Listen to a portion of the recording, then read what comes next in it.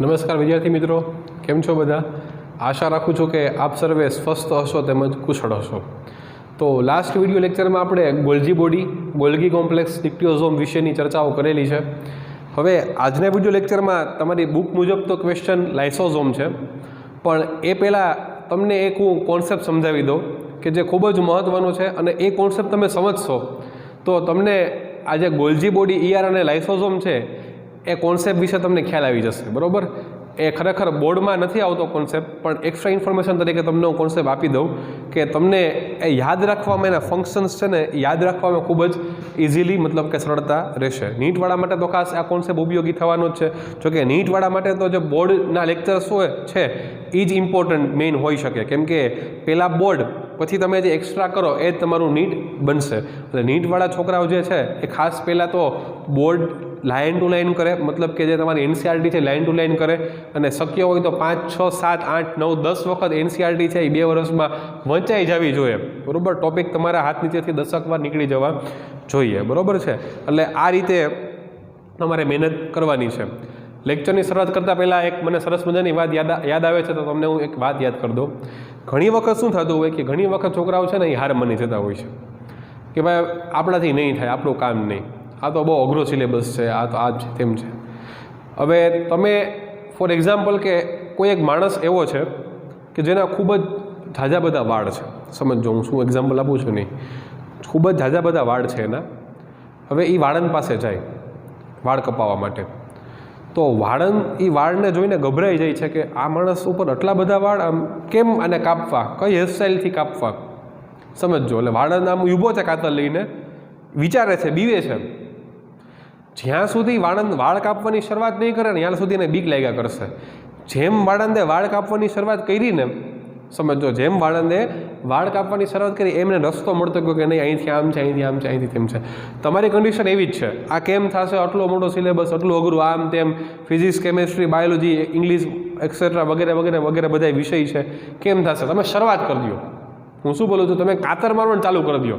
એકવાર તમે શરૂઆત કરશો એટલે તમને ઓટોમેટિક રસ્તો છે તે મળતો જશે. એટલે આ જે ફિલ્ડ છે એજ્યુકેશનનું, એમાં શરૂઆત કરવી મહત્ત્વની છે, હાલવું મહત્ત્વનું છે. તમે ઊભા ને ઊભા રહેશો, આ ન થાય તો ન જ થાય.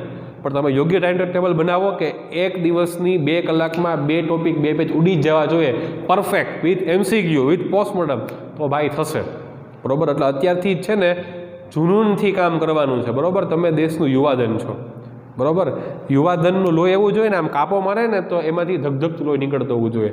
એટલે નમાલાની જેમ આમ કે અમારાથી ન થાય ને, આળસ આવે ને, ભાઈ કેમ કરવું ને, એવું કરવાનું થતું નથી. બીજી વસ્તુ કે તમે બી મેન્ટલી સ્ટ્રોંગ. તમારે માનસિક રીતે કેવા બનવાનું છે? સ્ટ્રોંગ બનવાનું છે. બરાબર? તમને બધાએ છે ને માનસિક રીતે તમને ભૂતકાળમાં બધે બાંધી દીધા છે. બરાબર? તમને એમ કીધું છે કે તારાથી ન થાય, તું તો આમ ને, તું તેમ ને, આમ ને તેમ ને. ખબર પડી તમને? એટલે આપણે શું થાય કે આપણું કામ નહીં ભાઈ, હવે આમાં આપણે નીટ ન રાખી શકે ને, ટકા ન આવી શકે ને. બરાબર? તમને એક સ્ટોરી કહું સરસ મજાની. એક વખત એક રેગિસ્તાન, મતલબ કે રણ પ્રદેશમાં એક ભાઈ જતો હતો. ભાઈનું નામ આપણે કહે કે રમેશભાઈ જતા હતા. રમેશભાઈ પાસે 5 ઊંટ હતા. હવે રાત પડી તો ઊંટને બાંધવા પડે. બરાબર છે? ઊંટ 5 હતા પણ દોરી છે ને 4 જ હતી. એટલે તો મૂંઝાણો કે હવે 5 ઊંટને 4 દોરી કેમ બાંધવી. બરાબર? આ તો એવું તો નથી રીંગણા જેમ કે ભાઈ 9 રીંગણા ને 10 જણા વચ્ચે કરવા હોય, ભાગ પડવા હોય તો શું કરવાનું? તો 9 રીંગણાને ભાગ કરવા કરતાં ઓળો કરી નાખાય ને. બરાબર છે? એટલે 4 દોરી છે ને 5 ઊંટ છે. એટલે ત્યાંથી એક કોક સજ્જન થતા હતા માણસે, એને કીધું, રમેશભાઈ કીધું તકલીફ વર્તાવી કે આવી તકલીફ છે.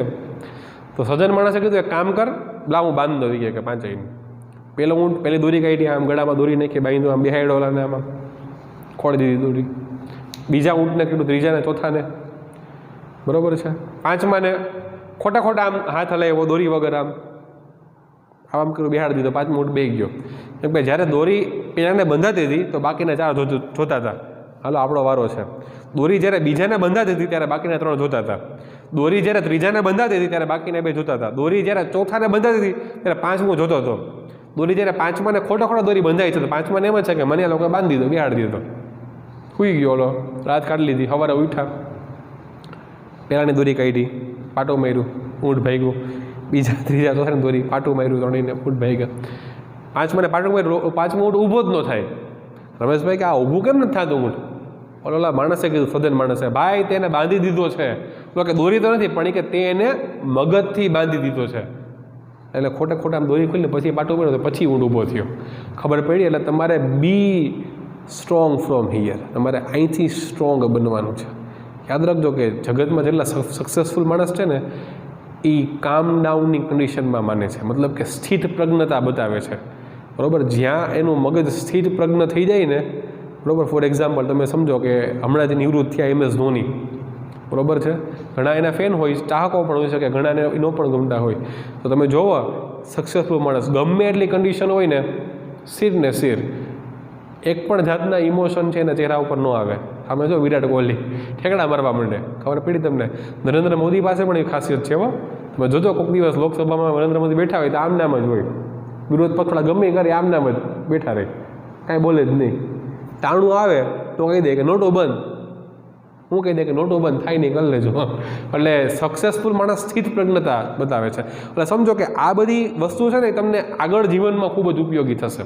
અત્યારે તમને નહીં સમજાય પણ તમે એ ટેવ પાડશો ને તો એ ટેવથી તમારી છે ને, ટેવથી તમારી વર્તણૂક બદલશે ને વર્તણૂકથી તમને સફળતા મળશે. એ તમારા આગળના જીવનમાં, ભવિષ્યમાં જીવનમાં તમે જ્યારે માર્કેટમાં બહાર પડશો ભણીને, ડિગ્રી લઈને, ત્યારે તમને આ બધી વસ્તુ ખૂબ જ કામમાં આવશે. ઓકે, તો વધુ ટાઈમ ન બગાડતા, બરાબર છે, આપણે લેક્ચરની શરૂઆત કરી દઈએ.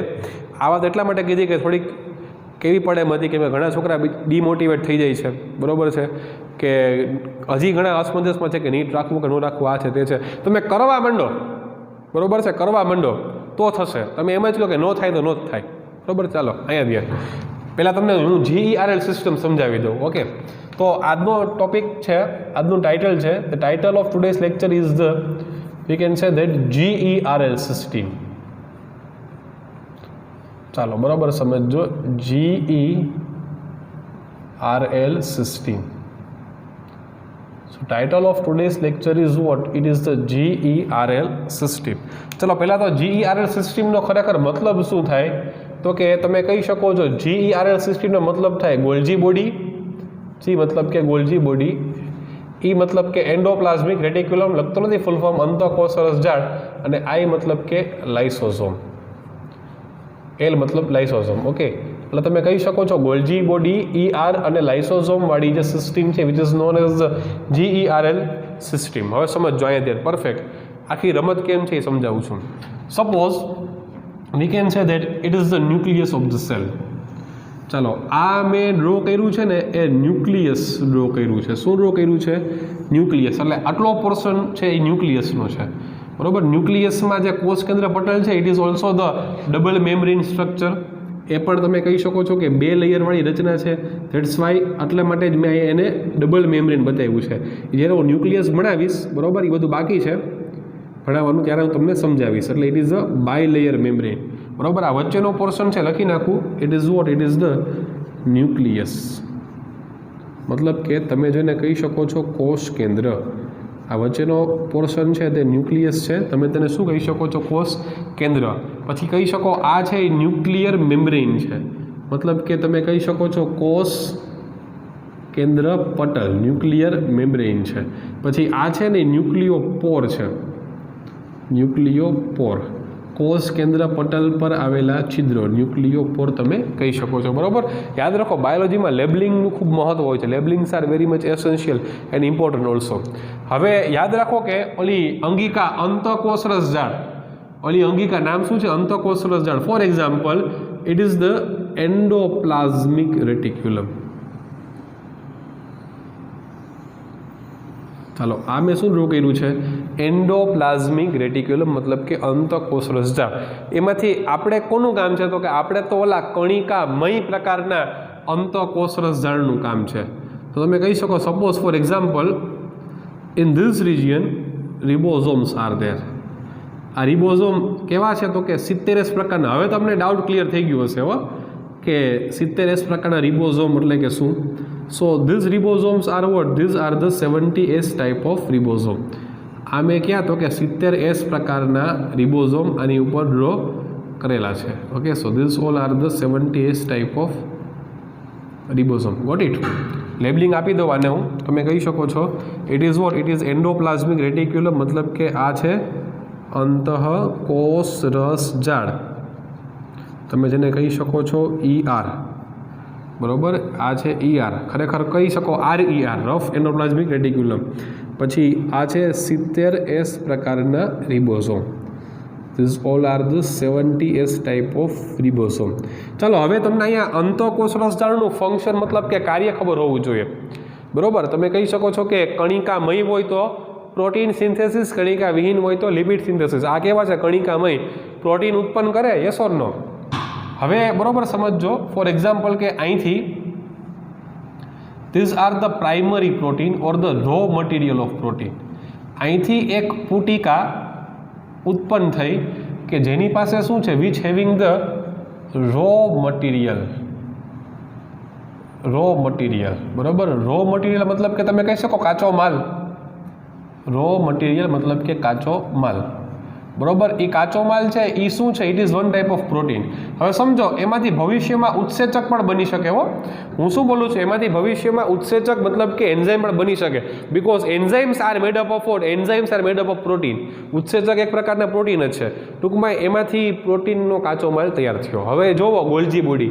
ગોલ્જી બોડીમાં તમે શું કીધું હતું? તમે એમ કહો છો ગોલ્જી બોડીમાં કે suppose it is the cisternae, for example આ ગોલ્જી બોડીની સિસ્ટરની છે. તમે કીધેલું છે કે સિસ્ટરની છે એક પ્રકારની કેવી? તો કે રકાબી જેવી રચના છે, યસ ઓર નો? તો કે યસ. એના બંને છેડે ડ્રોપલેટ્સ મતલબ કે આ પાણીના બિંદુ જેવી રચના સિસ્ટરનીમાં આવેલી હશે બંને છેડે. So it is what? It is one type of cisternae. ચાલો આ શું છે? તો કે આ એક પ્રકારની, અહીંયા નથી, અહીંયા જોડવાનું છે.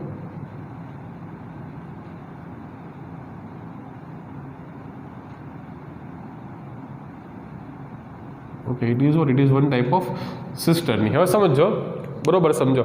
જો મેં તમને કીધું હતું કે સિસ્ટરનીમાં આ જે ઉપરનો ભાગ છે ને, this one is known as the trans region, અને તમે શું કહી શકો છો? Trans region.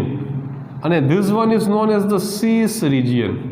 ઓકે, સીસ છે ને, સીસ એ કેવો છે? તો કે બહિર્ગોળ છે. યાદ રાખવું, સીસ છે ને તે બહિર્ગોળ રિજિયન, બહિર્ગોળ સપાટી, એટલે કોન્વેક્સ તમે કહી શકો છો.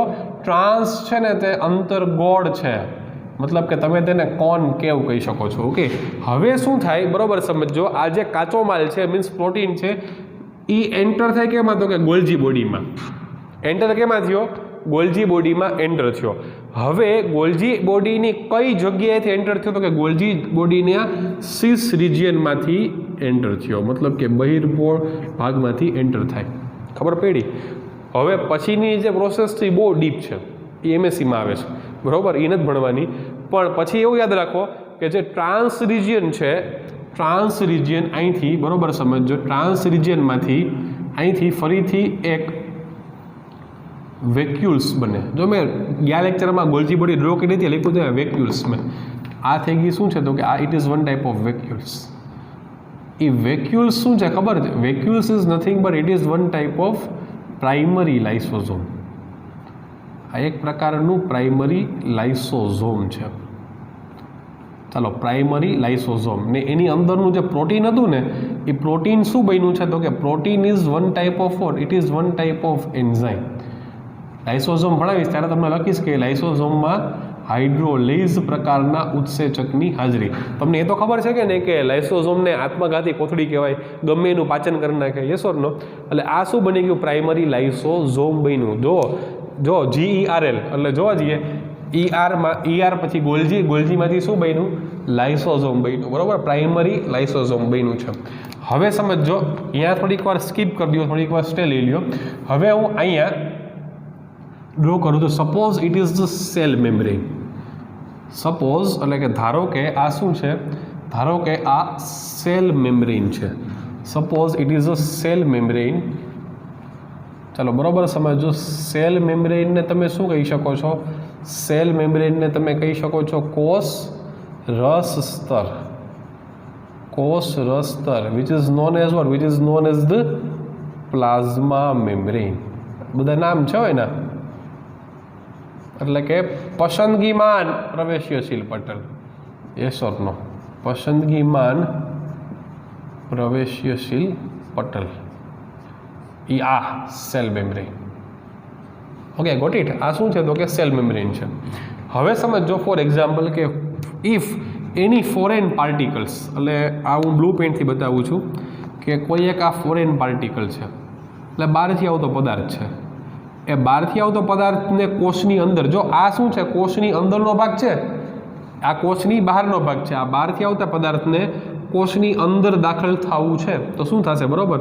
સમજો હવે હું અહીંયા એરો કરી બતાવું છું. અહીંયા શું પ્રોસેસ થાય તો કે આ પદાર્થનું છે ને અહીંયા આ રીતે એન્ટર થાય. ઇટ ઇઝ ધ ઇનવેજિનેશન, એટલે કે કોષ રસ સ્તરનું શું થયું? અંતર્વલન.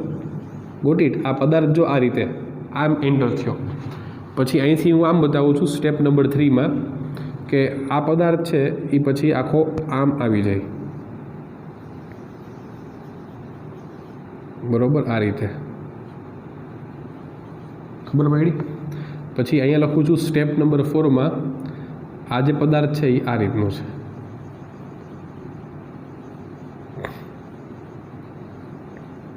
Okay, got it. એટલે આ મારે અહીંયા તમને સમજાવવાનું છે કે કોષરસ સ્તરનું છે ને અંતર્વલન થાય એને તમે ઇન્વેજિનેશન કહી શકો છો. બરાબર છે. આ શું છે ભાઈ? આ છે ને એ બહારથી આવતો પદાર્થ છે, બહારથી આવતો પદાર્થ. હવે એને તમે શું કહી શકો? એને તમે કહી શકો છો ફોરેન પાર્ટિકલ્સ. ફોરેન એટલે વિદેશથી આવતા હોય ને, આપણા માટે એવો શબ્દ વાપરીએ છીએ ફોરેન પાર્ટિકલ્સ. Foreign particles. પછી અમુક તો બાંગ્લાદેશ ગયા હોય ને તો એ કે ફોરેનથી આવ્યા. બરાબર, ફોરેન પાર્ટિકલ્સ. હવે સમજો કે આ ફોરેન પાર્ટિકલ્સ છે એની માટે બે ઓપ્શન છે. Option number 1, option number 2. કાં તો તે ઘન પદાર્થ પણ હોઈ શકે કે નહીં, સોલિડ ફોર્મમાં હોઈ શકે, અને કાં તો તે પ્રવાહી મતલબ કે લિક્વિડ ફોર્મમાં હોઈ શકે. ખબર પડી? જો એ ઘન સ્વરૂપમાં હોય તો એને તમે કહી શકો છો ફેગોઝોમ. જો આ શબ્દ યાદ રાખવો. અને પ્રવાહીમાં હોય તો એને શું કહેવાય? પિનોઝોમ. બરાબર, ફેગોઝોમ અને પિનોઝોમ. ફેગોઝોમ અને પિનોઝોમ એટલે કે ઘન પદાર્થ હોય, if this particle will be the solid then it is known as the phagosome. if this particular particle will be the liquid it is known as the pinosome. આ ઘન હોય તો ફેગોઝોમ, અને પ્રવાહી હોય તો શું હોય? પ્રવાહી હોય તો તમે તેને કહી શકો છો પિનોઝોમ. આટલો કોન્સેપ્ટ ક્લિયર થઈ ગયો ભાઈ? આટલો કોન્સેપ્ટ આવડી ગયો શું કહેવા માગે છે? ઓકે, હવે સમજો. હવે આ પ્રાઇમરી લાઇસોઝોમમાંથી થોડા સમય બાદ it will form a secondary lysosome. Primary લાઇસોઝોમમાંથી શું બનશે તો કે પ્રાઇમરી લાઇસોઝોમમાંથી તમે કહી શકો છો સેકન્ડરી લાઇસોઝોમ બને, કેમ કે એનું ડેવલપિંગ પ્રોસેસ ચાલુ છે. ડેવલપિંગ પ્રોસેસ આની નહીં, મતલબ કે આને જે એન્ઝાઇમ છે ને અંદરની એની પ્રોસેસ ચાલુ હોય. હવે સમજો હવે શું થાય તો કે આ પાર્ટિકલ્સ છે this will combine with the lysosome. For example, this one is lysosome. ચાલો આ શું છે? આ લાઇસોઝોમ. નાવ ઇટ ઇઝ, હવે આને તમે શું કહી શકો? હવે તમે આને કહી શકો ટર્શિયરી પ્રકારનો લાઇસોઝોમ, એટલે કે તૃતીયક પ્રકારનો લાઇસોઝોમ કહી શકો. It is a mature lysosome, મતલબ કે પુખ્ત લાઇસોઝોમ છે. અને આ જે ફોરેન પાર્ટિકલ છે એ અહીંયા જોઈન્ટ થાય.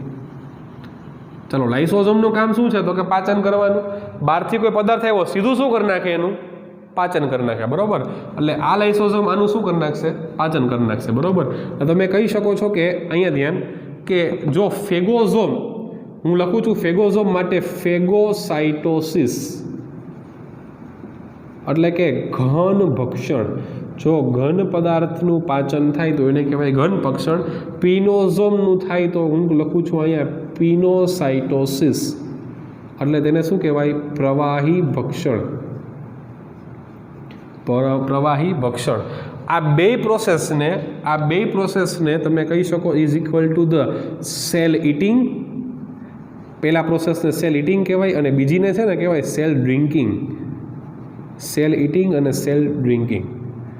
Got it? ફેગોસાઇટોસિસ અને પિનોસાઇટોસિસ, ઘન ભક્ષણ અને પ્રવાહી ભક્ષણ. આટલી વસ્તુ ક્લિયર થઈ ગઈ તમને? એટલે ખરેખર જો આમ ઈઆરમાંથી એન્ઝાઇમ ઉત્પન્ન થયા, ગોલ્જીમાં ગયાથી પ્રાઇમરી, સેકન્ડરી, ટર્શરી લાઇસોઝોમ બન્યા, છેલ્લે શું કર્યું? ભક્ષણ કર્યું. ઘન ભક્ષણ, પ્રવાહી ભક્ષણ. હજી સમજો, હજી શું થાય? હવે આ જે લાઇસોઝોમ છે ને એ છૂટો પડી ગયો. હવે કદાચ એવું શક્ય બની શકે કે અહીંયા આમાંથી અપાચિત અથવા તો અર્ધપાચિત ખોરાક બચ્યો છે. Means we can say that undigested materials, એટલે કે અપાચિત અથવા અર્ધપાચિત મટીરિયલ છે. એને શું કરવાનું તો કે એને સેલની બહાર જવા દેવાનું. સેમ પ્રોસેસથી જે પ્રોસેસથી એન્ટર થાય બરાબર છે એ જ પ્રોસેસથી શું થાય, એ જ પ્રોસેસથી એને અહીંથી એક્ઝિટ મળે. એ જ પ્રોસેસથી શું થાય, એક્ઝિટ મળે. આ એક્ઝિટ મળવાની પ્રોસેસને છે ને શું કહેવાય ખબર છે, એને સેલ વોમિટિંગ કહેવાય. શું કહેવાય, જો કોષે બહાર કાઢ્યું, it is known as cell vomiting. Cell eating, cell drinking અને સેલ વોમિટિંગ. ખબર પડી કેટલી વસ્તુ. એટલે જો લાઇસોઝોમ ભક્ષણ કરે, પાચન કરે, એ તમને વસ્તુ સમજાઈ ગયું. પણ હવે હજી મારે તમને એક શબ્દ સમજાવવાનો છે. તમે એવું સાંભળ્યું હશે કે ઘણી વખત લાઇસોઝોમ કોષની અંગિકાઓનું પાચન કરે. ઘણી વખત લાઇસોઝોમ શું કરે તો કે કોષની અંગિકાઓનું પાચન કરે, અને ઘણી વખત લાઇસોઝોમ શક્ય હોય તો પોતાનું પણ શું કરી નાખે, પોતાનું પણ પાચન કરી નાખે. જો બરોબર સમજો, ઇફ ધીસ પ્રાઇમરી લાઇસોઝોમ, જો અહીંથી ઓપ્શન નંબર એ આ હતો કે ઓપ્શન નંબર એ આ લાઇસોઝોમ પ્રાઇમરી સેકન્ડરી આમ પાચન કરીને છૂટો પડી જાય. બરોબર છે, ગોટ ઇટ. અહીંયા ઓપ્શન નંબર બી આપું છું તમને કે એક અંગિકા છે, નામ છે એનું માઇટોકોન્ડ્રિયા. માઇટોકોન્ડ્રિયા કણાભસૂત્ર.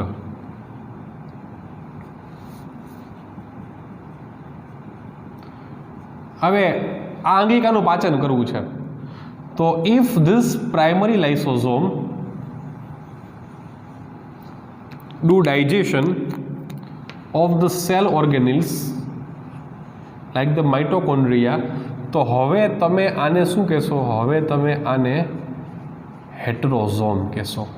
હવે આ લાઇસોઝોમને શું કહેવાનું છે, હેટરોઝોમ કહેવાનું છે. બરોબર છે.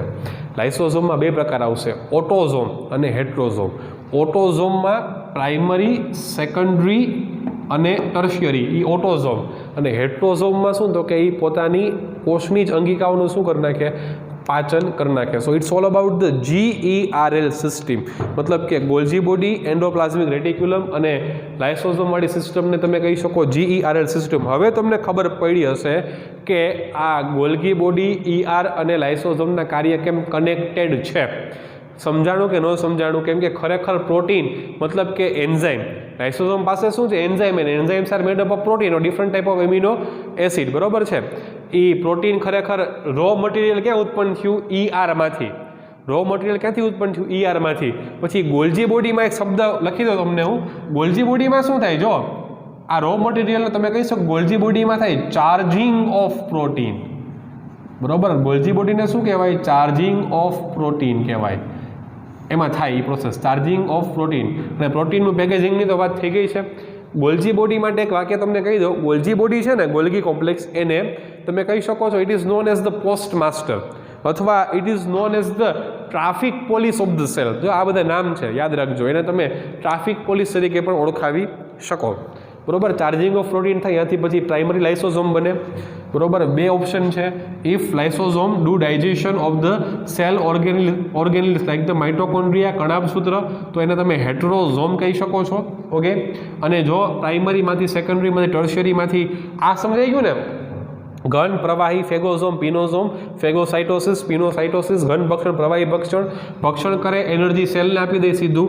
અનડાઇજેસ્ટેડ મટીરિયલ ક્યાં જાય, કોષની બહાર. એને તમે કહી શકો સેલ વોમિટિંગ. ઓકે. અને આ પાછો લાઇસોઝોમ છે એ પાછા બીજા કામ કરવા માટે રેડી થઈ જાય. અને લાઇસોઝોમના પ્રકાર તમે જુઓ ને તો એ લાઇસોઝોમના પ્રકાર ખરેખર આમ થાય. એક થાય ઓટોઝોમ એન્ડ સેકન્ડ વન ઇઝ હેટરોઝોમ, અથવા ઓટોફેગોઝોમ અથવા હેટરોફેગોઝોમ પણ કહી શકો. હવે ઓટોઝોમમાં પહેલું આવે પ્રાઇમરી લાઇસોઝોમ, બીજું આવે સેકન્ડરી લાઇસોઝોમ, અને ત્રીજું આવે ટર્શિયરી લાઇસોઝોમ. એટલે ડેવલપમેન્ટ છે એના એન્ઝાઇમ. બરોબર છે. એટલે આ GERL સિસ્ટમ થઈ. બરોબર. આ સિસ્ટમ તમારા સિલેબસમાં ઓમ જોઈએ તો નથી ને ઓમ જોઈએ તો છે, કેમ કે ફંક્શન્સ મેં તમને ખાલી આના ફંક્શન સમજાવ્યા, હજી હું ડીપમાં તો ગયો જ નથી. મેં તમને ખાલી આના ફંક્શન સમજાવ્યા કે કેમ વચ્ચે આ ગોલ્જી બોડી છે એ આમાં ઉપયોગી થાય. ડીપમાં તો સિસ્ટમ હજી આપણે ભણ્યા જ નથી હો, બાકી ડીપમાં 2 લેક્ચર વ્યા જાય. તો હવે આજના હોમવર્કમાં શું કરશો? આજના હોમવર્કમાં આ સિસ્ટમ સરસ રીતે ડ્રો કરજો, બરાબર છે. પછી આમ પોઈન્ટ તમારી રીતે બનાવજો સ્ટેપ વાઇઝ. પોઈન્ટ નંબર 1 હું જે બોલ્યો છું, બરાબર, તમે લખતા જાજો. પોઈન્ટ નંબર 1માં તમે કહેશો કે ER આની ન્યુક્લિયસ સાથે જોડાયેલું હોય, ERમાંથી રો મટીરિયલ પ્રોટીન ઉત્પન્ન થાય. ટૂંકમાં તમને જેમ સમજાય એમ તમારે વાર્તા તરીકે આ યાદ રાખવાનું છે. કેમ કે ભવિષ્યમાં શું થાય ખબર છે કે તમે આ ડ્રો કરેલું હશે તો આવડશે, પણ વાર્તા જેમ લખેલું હશે તમારા શબ્દમાં તો તમને યાદ રાખવામાં છે ને એટલી મુશ્કેલીઓ નહીં પડે, બરાબર. એટલે પહેલાં તો તમે પહેલું કામ આનું તમે સ્ક્રીનશોટ લેવાનું કરી લ્યો. હું સાઈડમાં આવ્યો જાઉં છું જેથી કરીને તમે આનો સ્ક્રીનશોટ ઇઝીલી લઈ શકો, બરાબર, GERL સિસ્ટમનો. અને હોમવર્કમાં આ સિસ્ટમ તમારે 2 વાર ડ્રો કરવાની થશે અને 2 વાર લખવાની થશે. ફરી બોલું છું, 2 ટાઈમ્સ, બરાબર છે. અને નીટવાળા તો ખાસ, બરાબર, એના માટે તો ખૂબ જ મહત્ત્વનું છે. તો આ સાથે આપણે આજનો વિડીયો લેક્ચર સંપૂર્ણપણે સમાપ્ત કરીએ છીએ. આશા રાખું છું કે તમને જે આ કોન્ટેન્ટ છે, કોન્સેપ્ટ છે, ઇન્ફોર્મેશન છે એ જબરદસ્ત સમજાતી હશે. અને મિત્રો યાદ રાખજો, પદ્ધતિ એ પાયો છે, બરાબર. જેની પાસે સિસ્ટમ છે, જેની પાસે પદ્ધતિ છે, જેની પાસે ટેકનિક છે, પછી તે કોઈ પણ ક્વેશ્ચન હોય, કોઈ પણ ચેપ્ટર હોય, કોઈ પણ સિલેબસ હોય કે કોઈ પણ સબ્જેક્ટ હોય, જેની પાસે ટેકનિક છે, બરાબર, એ જ મહાન છે, બરાબર. એની પાસે જ મેક્સિમમ માર્ક થશે, ઓછી મહેનતે વધુ માર્ક આવશે. તો આજનો લેક્ચર આપણે સંપૂર્ણપણે સમાપ્ત કરીએ છીએ. આશા રાખું છું કે તમને સમજાઈ ગયું હશે. Thank you very much.